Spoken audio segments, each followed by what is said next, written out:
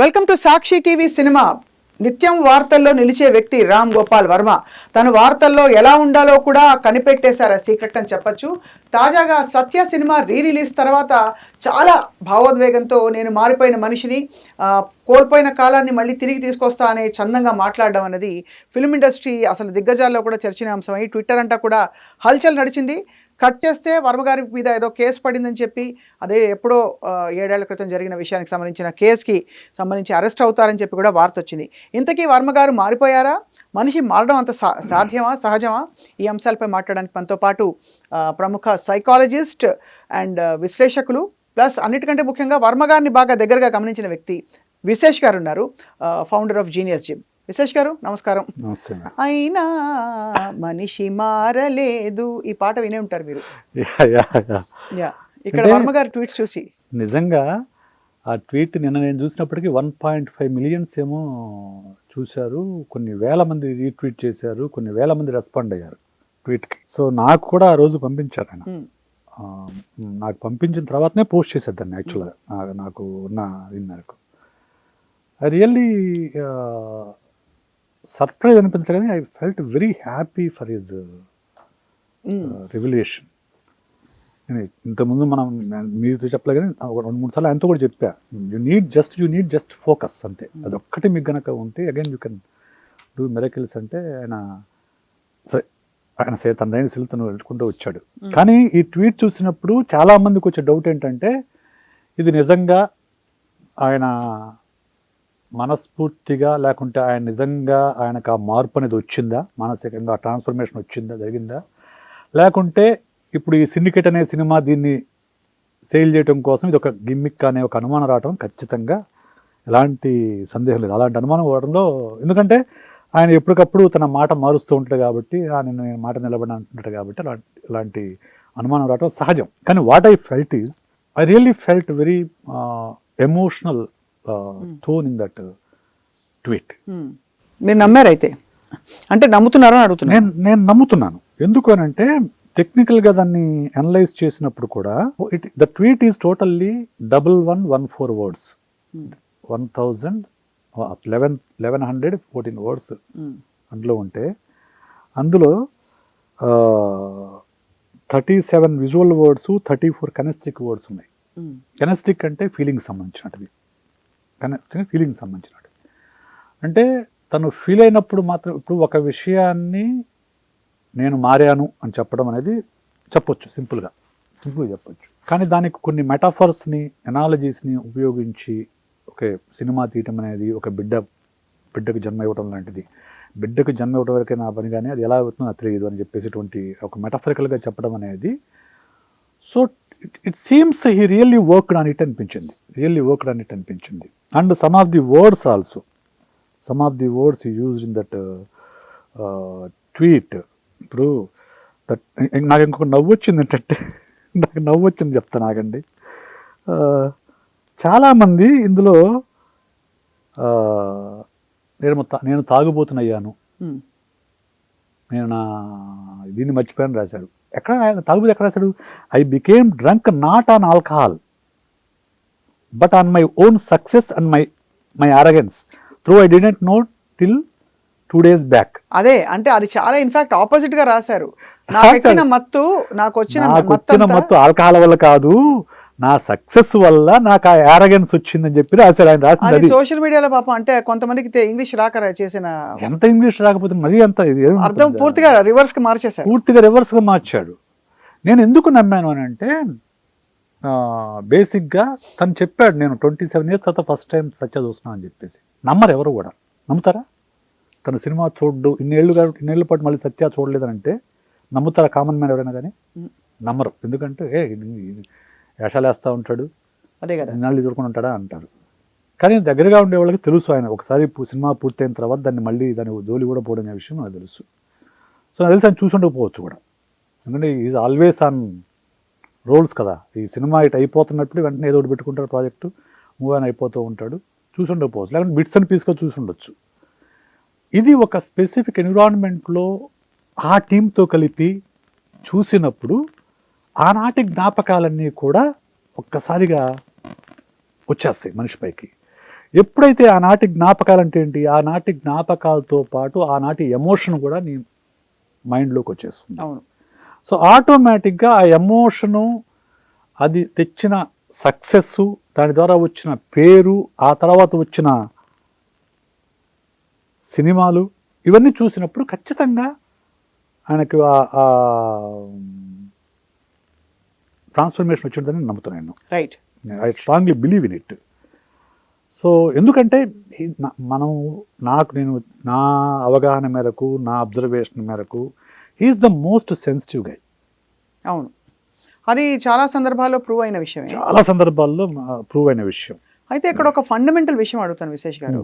ఇప్పుడు ఇన్నేళ్లు సత్య తర్వాత సత్య లాంటి సినిమాలు తీయలేదు కాబట్టి ఆయనకి ఏదో అయిపోయిందని, పాపం ఏదో ప్రాబ్లం అయిపోయింది, ఆ ప్రాబ్లం నుంచి ఇప్పుడు బయటపడ్డా అనే చందంగా ఆయన అది స్ఫురించలేదు అసలు. ఆయన ఎక్కడ చెప్పాడన్నమాట. కానీ మనందరం విశ్లేషించేటప్పుడు ఎక్కడో ఆయన దారి తప్పాడు, ఇప్పుడు మరి దారిలోకి వచ్చాడంటే మాట్లాడుతున్నాం. కానీ ఒక కొత్త దారి వెతికి, ఒక కొత్త విషయాన్ని, ఒక కొత్త పంధాన్ని ట్రై చేశాడు. ఇప్పుడు రెవల్యూషన్ లేదే ఎవల్యూషన్ లేదని మనమే మాట్లాడతాం. ఆయన రకరకాల ఏంటి చిన్న సినిమాలు, స్టార్ కాస్ట్ లేని సినిమాలు. ఆయన అన్నది ఏంటంటే అక్కడ యాక్చువల్గా నేను రంగీలా సత్య సక్సెస్ తర్వాత నేను వాటిని బెంచ్ మార్క్గా పెట్టుకోలే. సత్య అనేది ఇట్ ఈస్ హిస్టరీ. దాన్ని బెంచ్ మార్క్గా పెట్టుకున్నట్లయితే I wouldn't have done all these things. Satya ఏ సంవత్సరంలో వచ్చింది? 90s లో వచ్చింది. 90s లో వచ్చింది. వాట్ అబౌట్ సర్కార్? కరెక్టే. నేను అది తక్కువ చేయలేదు. నేను చెప్తుంది ఏంటంటే అదే చెప్తున్నాను. ఇప్పుడు ఆయన ఏమంటాడంటే సత్య తీసిన తర్వాత దీన్ని బెంచ్ మార్క్గా పెట్టుకోకుండా ఆ తర్వాత నాకు ఏ ఐడియా వస్తే ఐడియా మీద చేసుకుంటూ వచ్చేసాను. అందులో హిట్స్ ఉన్నాయి, ఫ్లాప్స్ ఉన్నాయి. అందులో సర్కార్ లాంటి మూవీ ఉంది, కంపెనీ లాంటి మూవీ ఉంది. అవి 2 హిట్స్ సినిమా కదా, ఒక సిరీస్ కదా, సర్కార్ 1, 2 సిరీస్ కదా, అవి కూడా ఉన్నాయి. కానీ మెజారిటీ ఏమైనాయి? వర్కౌట్ అవ్వలేదు. అంటే మనం సత్య టైప్లో.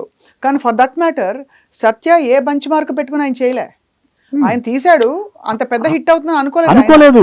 తర్వాత నేను పెట్టుకొని ఉంటే కనీసము ఈ స్థాయిలో నేను తీయాలని ఇప్పుడు మనం సైకాలజీ చెప్తామండి. ఇప్పుడు నీకు 80 మార్క్స్, నాకు 90 మార్క్స్ రావాలని గోల్ పెట్టుకున్నాం అనుకోండి. ఒక స్టూడెంట్ పాయింట్ ఆఫ్ వ్యూ చెప్తా. నాకు 90 మార్క్స్ రావాలని గోల్ పెట్టుకుంటే అప్పుడు ఆటోమేటిక్గా your brain neurology activate to get 90%. Right. అప్పుడు మన యాక్షన్ కూడా 90% రావడం కోసం పనిచేస్తాం మనం. సో అప్పుడు ±5 to 90% మార్కులు వస్తాయి. ఎందుకు? ఆ లెవెల్లో పనిచేస్తాం కాబట్టి. అసలు మనకు ఏ గోలు లేదనుకోండి, అప్పుడు ఇంకేముంటుంది? ఆ గాలివాట్లాగా ఆ టైం ఉంటే చదువుతాము, లేకుంటే 3 ఉంటే చదువుతాము, లేకుంటే వదిలేస్తాము, అయిపోతుంది. అప్పుడు ఏ రిజల్ట్స్ అయినా రావచ్చు. అవును, that is what he told. Right. నేను ఆ సత్యాన్ని కానీ నా బెంచ్ మార్క్గా పెట్టుకున్నట్లయితే నేను ఇంకా బెటర్గా పెర్ఫామ్ చేసి ఉండేవాడినేమో, బెటర్ పిక్చర్స్ ఇచ్చి ఉండేవాడినేమో. ఇప్పుడు అది చెప్పాడు. ఆ తర్వాత ఆయన రంగంతో కూడా ఇంటర్వ్యూ చేశాడు. తర్వాత ఆ ట్వీట్స్ తర్వాత ఈ mobile Galatta web channel 2 interviews కూడా నేను చూశాను. నాకైతే సెల్ఫ్ యాక్చువలైజేషన్ అనిపించింది తప్ప అది గిమ్మిక్ అని నాకు అనిపించలేదు. రైట్. అంటే ఒక విధమైన రియలైజేషన్కి వచ్చారు ఆయన. అంటే ఆయన ఏమిటి, ఆయన పొటెన్షియల్ ఏంటని చెప్పి. యా ఖచ్చితంగా. ఎందుకంటే ఇప్పుడు నాకున్న అవగాహన మేరకు I'm not much aware of the Hindi director గురించి నాకు తెలియదు. కొంతమంది గురించి తెలుసు, కానీ తెలుగు డైరెక్టర్లో కానీ, నాకున్న హిందీ డైరెక్టర్లో కానీ ఇంత ఇంటెలిజెన్స్ ఉన్న డైరెక్టర్ కానీ, ఇంత వెల్ రెడ్ డైరెక్టర్ కానీ, వెల్ ఎక్స్పోజ్డ్ డైరెక్టర్ కానీ నాకు తెలిసి ఇంకెవరు లేరు. సినిమాటిక్ నాలెడ్జ్ డైరెక్టర్ ఇంకొకటి ఎవరు లేరు. కానీ నాలెడ్జ్ని నోయింగ్గా పెట్టి, అంటే ఇక్కడ మనం వాట్ ఈస్ ద సక్సెస్ అని డిఫైన్ చేస్తే, వర్మ గారు అనేక సందర్భాల్లో నేను అనుకున్న పని ఇవాళ లేచి చేస్తే I have had a successful day అన్నారు. అలా చూస్తే ఆయన అనుకున్న సినిమాలను తీశారు. అది ఓకే. 5D సెల్ ఫోన్తో సినిమాలు తీశారు. 5D క్యానన్ వచ్చినప్పుడు కొత్తది అన్నారు, ఇంకోటి ఏదో అన్నారు, చాలా రకాలు చేసేసారు. 2 రోజుల సినిమా తీశాడు. ఆ లెక్కన his own definition of success has been justified. ఆయన own definition of success is justified. ఆయన నేను ఉదయం లేవగానే ఈ రోజు నేను అనుకున్నట్టు జీవించగలిగితే నాకు సక్సెస్, అంతే. కానీ ఆయన ఎక్కడ మళ్ళీ అది వచ్చింది, ట్రిగ్గర్ అయింది, సత్య అనే మూవీ ట్రిగ్గర్ చేసింది మళ్ళీ తనని. అవును, ట్రిగరింగ్ పాయింట్, ప్రతి మనిషికి ఒక ట్రిగరింగ్ పాయింట్ ఉంటుంది. సో ఆయన ఇన్నాళ్ళు ఆ ట్రిగరింగ్ పాయింట్ ఆయన తగలలేదు. నా ఎక్స్పీరియన్స్ చెప్తానండి. నేను బ్లూ బుక్ రిలీజ్ రోజు నేను మాట్లాడాను. మీరున్నారా ఆ రోజు? ఉన్నాను. RGV blue book release. అవును, నేను ఉన్నాను కదా. ఉన్నారా? నేను చెప్పాను, as a director RGV has gone, he turn into A philosopher, his focus is now on philosophy and educating the people and enlightening the people తప్ప ఆయన సినిమాల మీద ఆయన దృష్టి లేదు అని నేను చెప్పాను ఆ రోజు. ఆయనకు చాలా కోపం వచ్చింది, నా మీద సెటైర్లు వేసాడు, ఆయన స్పీచ్లో సెటైర్లు వేశారు. కానీ దట్ ఈస్ ది ఫ్యాక్ట్ యాక్చువల్గా. వెరీ అంటే డెఫినెట్గా మీరు అన్న పాయింట్ ఈజ్ నోటెడ్ విశేష్ గారు. But actually if you see from లౌకికంగా ఆయన ఫిలాసఫర్గా మారిన తర్వాత ఈ గత 10-15 ఏళ్లలో ఆయన మీద 6 పుస్తకాలు వచ్చాయి. ఏడోది మీరే రాస్తున్నారు. నేను కాదు, నేను అంటుంది ఆయన తగ్గాలని అంటలా, యాజ్ అ డైరెక్టర్గా ఆయన ఆ సక్సెస్ లేదని చెప్తున్నా. ఈ ఫోకస్ కానీ గొప్ప సినిమాలు తీయాలనే ఒక కోరిక కానీ ఇవి లేవు ఆయనకి ఇప్పుడు, మొన్నటి వరకు. ఆయన అంతసేపటికి కూడా how to educate people, how to educate కూడా అన్నాను, హౌ టు ఎన్లైటన్ అని అంటాను నేను. ఎందుకంటే నాకైతే ఆర్జీవీలో చలం కనిపిస్తాడండి, నాకైతే ఆర్జీవీలో చలం కనిపిస్తాడు. చలం గారు ఏం రియలైజ్ అయ్యారు? చలం గారికి అలాంటి ఏదో breaking the barrier and realisation moment రాలేదు కదా? కాదు, ఆయన చలం ఆ రోజు రచనలన్నీ కూడా సమాజంలో స్త్రీకి స్వేచ్ఛ కావాలని ఆయన రచనలన్నీ రాశాడు. ఓకే, ఆయన మొత్తం తన ఒక దశ వరకు రచనలన్నీ దాని మీదే ఉంటాయి. సిమిలర్లీ రామోయిజం మొత్తం కూడా దేని మీద ఉంటుంది? రామోయిజం మొత్తం ఏది చూసినా కానీ know your self and break your barriers and be authentic self అని చెప్తాడు. అవును, అంతే. అదే మొత్తం కూడా నన్ను ఫాలో, మొన్న ఏదో కాన్వర్జేషన్ కూడా అన్నాడు, రామోయిజం చాలా మంది తప్పుగా అర్థం చేసుకుని నన్ను ఫాలో అవుతున్నారు. రామోయిజం అసలు మీనింగ్ ఏంటి? నిన్ను నువ్వు ఫాలో అవ్వని, నీకంటూ ఒక ఇజం ఉంటుంది, నీకంటూ ఒక ఐడియాలజీ ఉంటుంది, దాన్ని నువ్వు ఫాలో అవ్వు, నీకంటూ ఒక అథెంటిక్గా బతకమని ఆయన చెప్పాడు. అది అర్థం చేసుకొని నన్ను ఫాలో అవుతున్నారు, అది తప్పు, నేను ఫెయిల్ అయ్యానని మొన్న ఎక్కడో అన్నారు. అవును, ఆయన అన్నారు. నిజానికి ఆయన చెప్పింది నీకు నువ్వుగా బతుకురా బాబు, నీకు నీ ఫుల్ పొటెన్షియాలిటీ నువ్వు పనిచేయ అని చెప్పాడు. అండ్ ఐ అబ్జర్వ్ దట్ ఈ ట్వీట్ మొత్తం మీద కూడా నాకు ఆ సెల్ఫ్ యాక్చువలైజేషన్కి సంబంధించిన సిమ్టమ్స్ అని అనకూడదు దాన్ని, యాక్చువల్గా ఆ ట్రైట్స్ నాకు కనిపించాయి. ఇక్కడ ఒక క్వశ్చన్ చెప్పండి. ఇప్పుడు వర్మ గారు తీసిన సినిమాలు చిన్న సినిమా అంటే దాని మోతాదులో అది ఆయన ప్రతి సందర్భంలో చెప్పారు, ఫ్లాప్ ఏది అవ్వలేదు, 1-2 మినహా. ప్రొడ్యూసర్ పెట్టుబడి తిరిగి వస్తే తిరిగి వచ్చినట్టు. So what is it that he's planning to do that will break all these so called self created small goals and make it a larger than life film for him అని అనిపిస్తుంది మీకు? అంటే నిన్న ఆయన ఇంటర్వ్యూలో అదే చెప్పాడు. What I'm telling about Syndicate is it is not about the collections. నేను మంచి గొప్ప సినిమా చేస్తా అంటే ఆయన ఉద్దేశము బాహుబలిని తలదని రికార్డులు లేదంటే కల్కిని తలదని రికార్డులు చేస్తాను ఆయన ఉద్దేశం కానే కాదు. టెక్నికల్గా లేకుంటే క్రియేటివ్గా బెస్ట్ ఫిల్మ్ చేస్తా అంటున్నాడు. అవును, క్రియేటివ్గా నాలో ఉన్న, ఈజ్ ఎ టాలెంటెడ్ డైరెక్టర్, అందరూ క్లియర్ కదా, ఈజ్ ఎ టాలెంటెడ్ డైరెక్టర్. అంతవరకు అందరికీ ఒప్పుకునే అవసరం, ఎవరైనా ఒప్పుకుంటారు, మీరు కాదు నేను కాదు. ఈరోజు ఫీల్డ్లో నెంబర్ 1గా ఉన్న రాజమౌళిగా, తెలుగులో నెంబర్ 1 రాజమౌళి కానీ, హిందీలో నెంబర్ 1గా ఉన్న సందీప్ రెడ్డి వంగ కానీ మాకు ఇన్స్పిరేషను రామ్ గోపాల్ వర్మ అనే చెప్తారు కదా. సో అలాంటి క్రియేటివ్ మైండ్ ఉన్న క్రియేటివ్ జీనియస్ అనే వ్యక్తి ఒక మామూలు టెక్నిక్ కోసము, గిమ్మిక్ కోసము, షాక్ ఎలిమెంట్ కోసము చిన్న చిన్న సినిమాలు తీసుకుంటూ దానివల్ల తన పబ్లిక్ పర్సెప్షన్లో తన ఒక పర్వర్ట్గా ముద్ర వేసుకొని, సో అది ఇమేజ్ మొత్తం మారిపోయింది కదా. ఒకప్పుడు ఆర్జీవీకి ఉన్న ఇమేజ్ ఈ రోజుకున్న ఆర్జీవీకి టోటలీ డిఫరెంట్. మీరు అన్నట్లు ఈరోజు ఆర్జీవీ మీద ఒక 6 పుస్తకాలు వచ్చాయంటే కేవలం రామోయిజం వల్ల వచ్చాయి. It's not because of his films. Okay, అతని ఐడియాలజీ స్ప్రెడ్ అయింది. Again he is coming back to his creative, అంతే. హిస్ ఫండమెంటల్ కోర్ మళ్ళీ అక్కడికి మళ్ళీ again he is going back to his core and he want to express himself in the creative field again. అంటే మనం చేసే పనికి మనకి మధ్య గ్యాప్ ఉండొచ్చని గ్రహించారు. అంటే మనం అంటే నేను I can be rebel, but నేను మంచి సంక్రమణ సినిమా తీయచ్చు. నేనంటే నేను కాదు, ఎవరైనా తీయచ్చు. You can be modern person but take you can have a different take on a traditional thing. Yes ఖచ్చితంగా. ఇప్పుడు మీరు అన్నట్లు ఆయన తీసిన సినిమాల్లో నష్టాలు ఏవి రాలేదు. ఆయన చిన్న సినిమాలు తీశాడు కాబట్టి అవి అంతా ఒక చాలా తక్కువ బడ్జెట్ వేస్తారు. ఫస్ట్ నుంచే తక్కువ బడ్జెట్ కదా. సత్య బడ్జెట్ ఎంత అండి? 2.5 crores.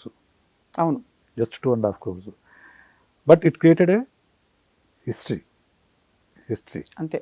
నిన్న ఆయన ఆ ఇంటర్వ్యూలో చెప్పారు ఆయన, so I shouldn't say this but I could say this, Satya is the best Indian movie ever అని చెప్పారు. బెస్ట్ ఇండియన్ మూవీ అని చెప్పారు. సో ఆయన చెప్పిన సినిమా గట్ట ఆయన చెప్పుకున్నా కానీ, but it is one of the best. Top 10లో ఖచ్చితంగా ఉంటుంది అది. ఇప్పుడు ఇండియన్ ఫిల్మ్స్లో టాప్ 10లో ఉంటే ఖచ్చితంగా సత్య ఖచ్చితంగా ఉంటుంది. అవును. సో అంత తక్కువ బడ్జెట్తో అంత కొత్త హీరో కొత్త వాళ్ళతో ఆయన క్రియేట్ చేసినప్పుడు మళ్ళీ అది క్రియేట్ చేసే ఆ క్రియేటివ్ ఏదైతే ఆయన దగ్గర ఉంది.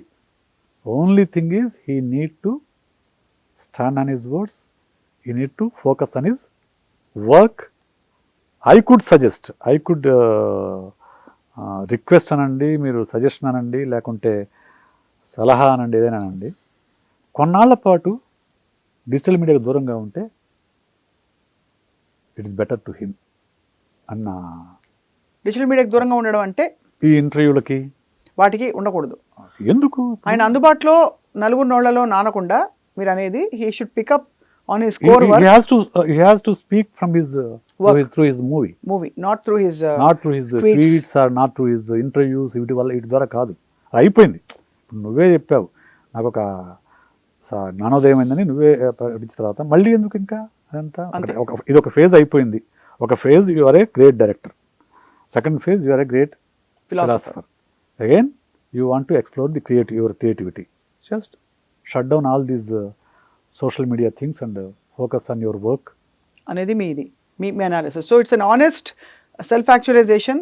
అండ్ ఇక్కడ నుంచి బహుశా మీరు అనేది స్కేల్ పరంగా కాకపోయినా ఆయన పొటెన్షియల్ పరంగా ఇప్పుడు ఒక గొప్ప సినిమా రాబోతుంది. కానీ madam, scale depends on so many things, so many factors ఉంటాయి. ఒక పుస్తకం రాసిన రచయితకు కానీ, ఇంటర్వ్యూ చేసే మీకు కానీ, లేకుంటే ఒక కేసు డీల్ చేసే నాకు కానీ, సినిమా తీసే రామ్ గోపాల్ అని కావాల్సింది ఇది నేను బెస్ట్గా చేశాను, this is my best work అని నాకు అనిపించాలి. అది ఆయన చెప్పింది. అంతేగాని not breaking the records break చేస్తాను కాదు. నా బెస్ట్ వర్క్ నేను ఇస్తాను, గ్రేట్ ఫిల్మ్ నేను ప్రొడ్యూస్ చేస్తా అన్నాడు. I'm waiting for that film. We're all waiting for that film. So finally Vishesh గారు, సో రామ్ గోపాల్ వర్మ గారి ఈ ఎమోషన్ ఏదైతే ఉందో, will it actually create a new history in the Indian cinema అని మీకు అనిపిస్తుందా? బికాజ్ ఇంత ఆనెస్ట్గా ఆయన చూసి. I strongly believe. ఎందుకంటే చాలా మంది, నేను ఇందాక మళ్ళీ చెప్పినట్లు, he's a very much emotional person. ఆయన అంటాడు కానీ బయటకు కానీ తన ప్రొజెక్టెడ్ సెల్ఫ్ వేరు, తన రియల్ సెల్ఫ్ వేరు. ప్రతి మనిషికి రియల్ సెల్ఫ్ ఉంటుంది, సోషల్ సెల్ఫ్, ప్రొజెక్టెడ్ సెల్ఫ్, ఇవన్నీ ఉంటాయి. తన ప్రొజెక్టెడ్ సెల్ఫ్కి తన రియల్ సెల్ఫ్కి చాలా డిఫరెన్స్ ఉంది. సో నాకు ఒకే ఒక్క మాటతో తన రియల్ సెల్ఫ్ ఏంటో చెప్తాను. ఆయన ఎప్పుడు బూతులు మాట్లాడడం, అది మీకు తెలుసు. ఎప్పుడు ఎవరైనా మాట్లాడితే సహించడు కదా, ఎవరిని ఆయన సహించడు అసలు. మాట్లాడితే ఎవరైనా బూతులు మాట్లాడితే సహించడు. ఎందుకు మాట్లాడరు? బికాజ్ ఆ ఎమోషన్ ఆ మనిషి పట్ల ఉండే కోర్ ఎమోషన్ ఏదైతే కాదు, అది కాదు ఆయన చెప్పింది. నేను అడిగాను, నాకు చాలా అడిగితే, బూతులన్నీ కూడా మహిళలు ఉద్దేశించినవి. ఏ బూత్ అయినా కానీ స్త్రీని దూషించే ఉంటుంది. అవును. Okay, I respect women. Okay, అందువల్ల నేను ఎప్పుడు కూడా బూతులు మాట్లాడను, బూతులు సహించను. ఇది ఆయన నాకు చెప్పిన స్టేట్మెంట్. ఒక రోజు ఒక కాన్వర్జేషన్లో చెప్పిన మాట. యూజువల్గా సినిమా ఫీల్డ్లో కానివ్వండి, నలుగురు వ్యక్తులు కానివ్వండి, నలుగురు ఫ్రెండ్స్ కానివ్వండి, కూర్చొని సిట్టింగ్లో కూర్చున్నప్పుడు they talk so many things కదా, చాలా మాట్లాడతారు.